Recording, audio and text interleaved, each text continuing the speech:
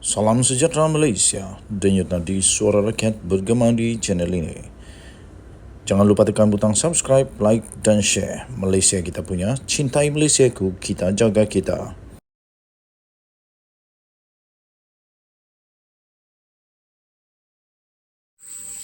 Salam sejahtera Malaysia, sekali lagi kita bertemu. Tunggu pemilihan UMNO untuk buang Zahid Hamidi. Bukankah dia dapat jawatan itu melalui usul tiada pertandingan yang telah dipersetujui oleh akar umbi? Pening juga UMNO ni.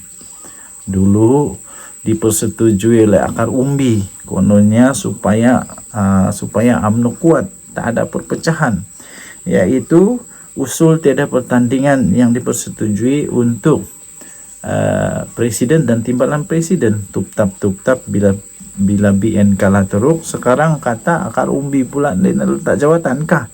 Aduh, daripada sabudin.com.net 19 Ogos 2023. Tunggu pemilihan UMNO untuk buang Zahid Hamidi.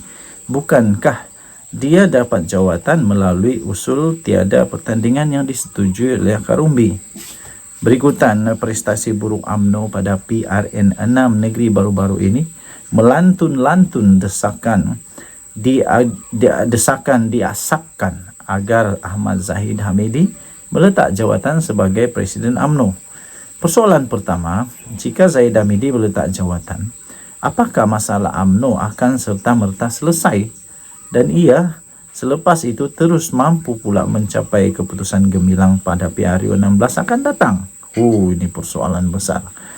Persoalan kedua ialah kalau Zahid Hamidi meletak jawatan juga, siapa yang mahu diletakkan sebagai penggantinya? Siapa yang boleh ganti dia?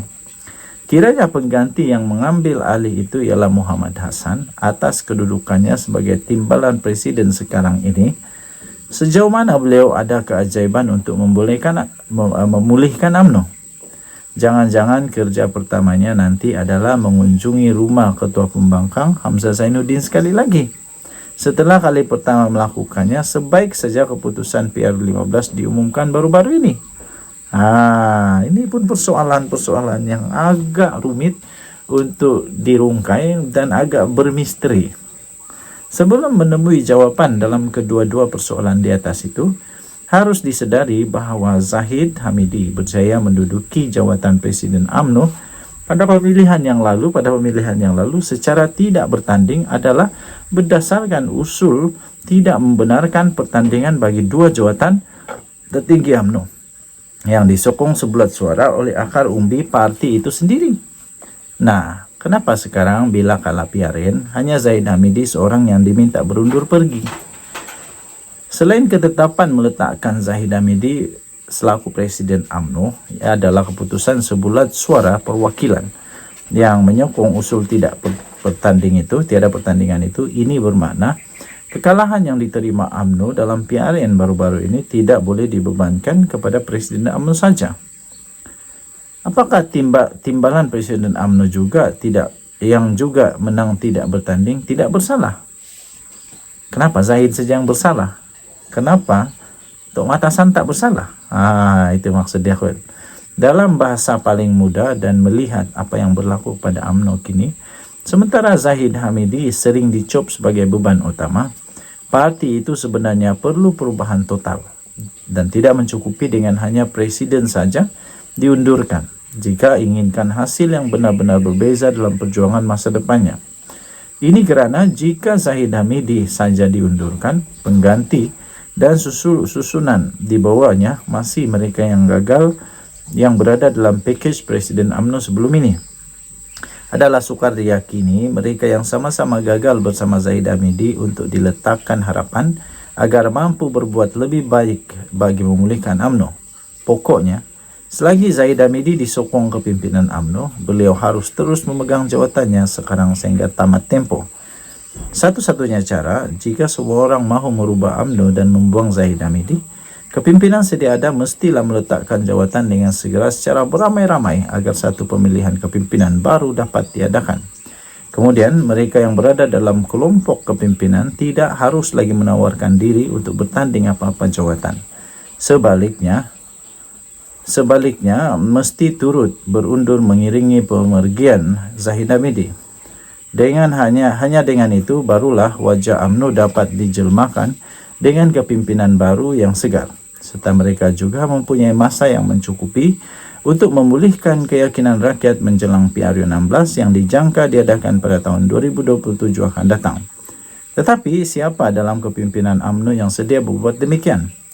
Jika tiada yang sedia, pilihan yang tinggal hanyalah dengan semua pihak berlapang dada, kembali bersatu dan berganding tenaga memperkukuhkan kedudukan UMNO bersama-sama dengan Zahid Hamidi yang telah dipersetujui menerajui UMNO sehingga tempohnya memegang jawatan itu berakhir pada tahun 2026 akan datang.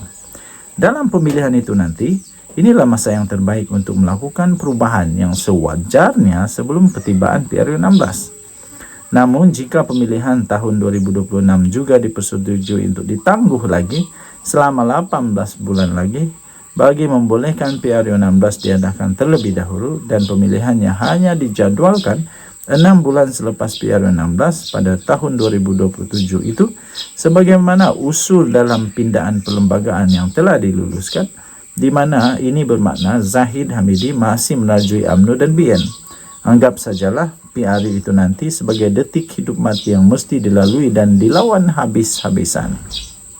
Sebagai iktibar terakhir barangkali, yang tinggal hanyalah banyakkan sama membaca doa tolak bala kepada Tuhan Yang Maha Esa.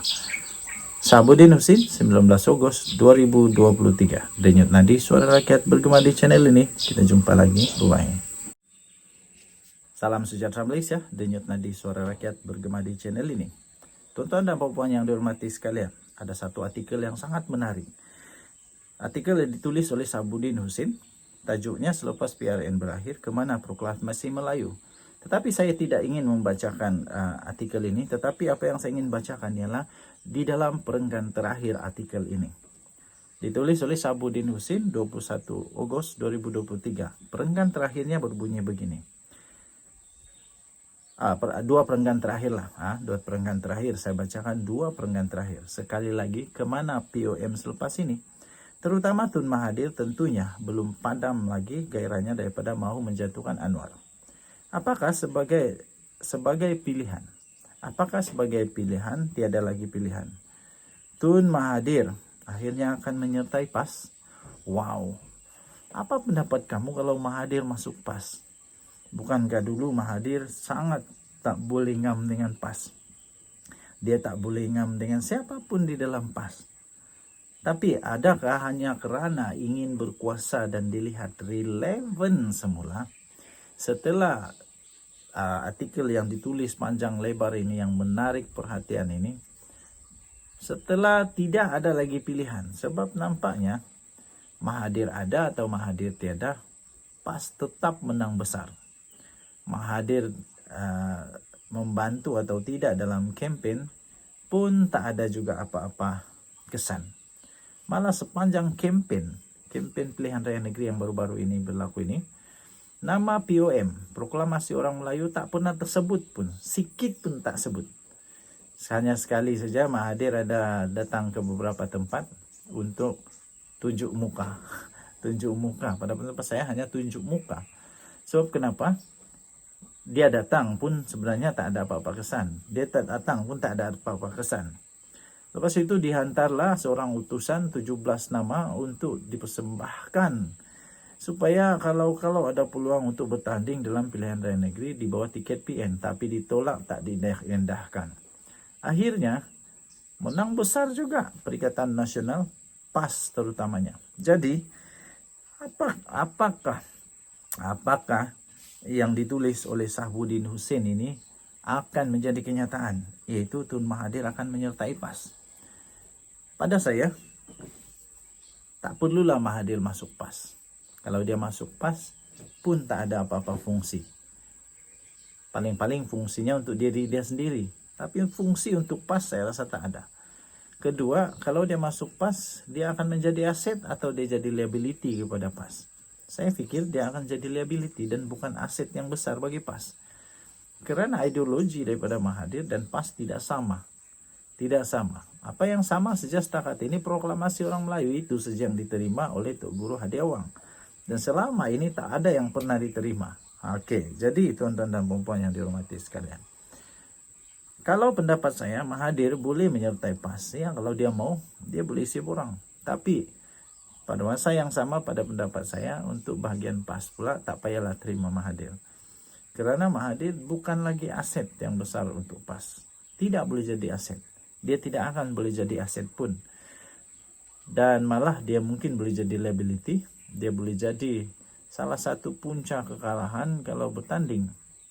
Mungkin boleh jadi punca kekalahan. Tapi tidak juga boleh ditolak. Ada juga masih orang-orang yang setia kepada Mahathir. Pemimpin-pemimpin yang setia dengan Mahathir. Yang masih boleh relevan lagi dalam politik Malaysia. Tapi pada pendapat saya, tak payahlah Mahathir masuk PAS. Lebih baik Mahathir bersaralah terus dari politik. Pergilah buat banyak-banyak amal ibadah. Pergilah banyakkan masa berehat dengan anak-anak cucu dan anak-anak. Kerana sudah lama kerja dengan kerajaan, saya fikir tidak banyak masa bersama dengan cucu, anak-anak. Jadi inilah masanya. Okey, denyut nadi Suara Rakyat bergema di channel ini. Sila tinggalkan komen anda. Kita jumpa lagi. Bye-bye.